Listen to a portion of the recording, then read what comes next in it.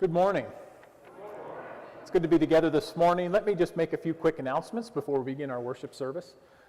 First of all, there are attendance pads in your pews. It would help us out a lot if you could just go ahead right now and let us know that you're here this morning. If you're watching online, it would be great if you could send a message to the church, either through Facebook or by email, or call us and let us know that you watched this. If you're here and then you go home and watch it again because the sermon was so good, call me, because I really need to know that. There's a couple other things. I'm not going to mention everything that's in your bulletin, but a few things that I just want to highlight. Right after today's service, immediately following the benediction, there will be a focus group meeting on ministry to children and youth. And we've got pizza provided.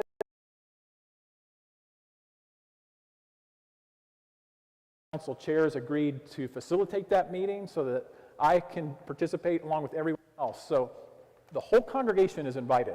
Please don't think that this is restricted to families or parents of children and youth. I hope that we will have a good representation from everyone, because we all ought to be interested in praying for our children and our young people. So we've got that happening after today's service, and then next week, after the 11 o'clock service, there's also an opportunity to stay after the service and celebrate the ministry of Sarah Lewis, who has been here for 12 years as our music minister. Sadly, we have to say goodbye to her after next Sunday, but if you can stay, and especially if you can help with that reception in any way, please let Karen Dickerson know. Her contact information is there in the bulletin. We're also taking up a love offering for Sarah, so you can get that to the church office. You can also put it in your offering, just as long as you designate that's what it's for, and that our counters know where to send that. Also, the Learning Tree preschool program is getting ready to start any day now, and Ellen Thompson, our director, has all of her teachers lined up, but just like any teacher, some people get sick, some people can't make it, and we need substitutes. So if you'd like a little bit more excitement in your life and might like a, 6:30 a.m. phone call on a Monday and say, hey, can you come help? Let Ellen know. Her email address is in the bulletin. It would be great if you could help out. And of course, if she knows before 6 a.m., she'll try to give you advance notice. But it's a great ministry we have to the children in the community and families. And that's one way that you can help out occasionally if your schedule allows that.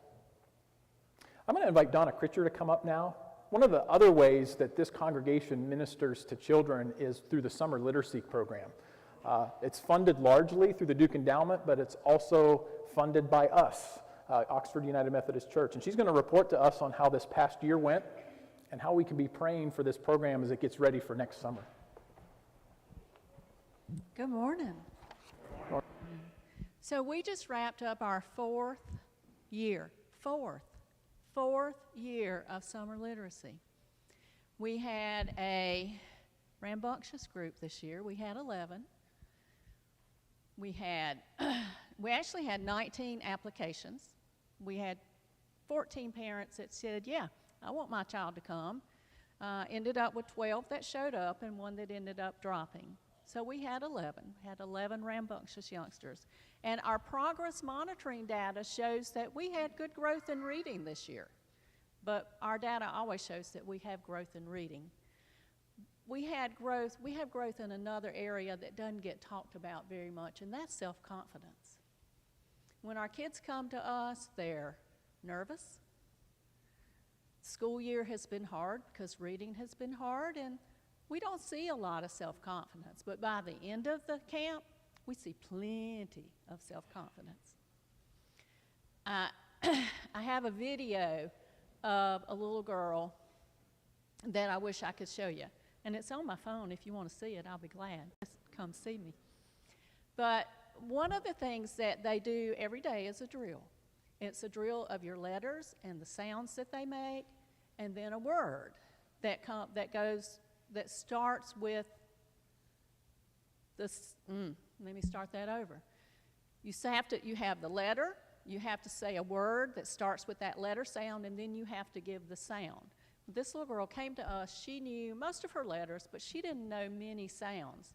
So towards the end of the camp, she's doing the drill, and she is picking up those cards and slapping them down, and she's going through those sounds just like this. And the self-confidence radiates from her little body.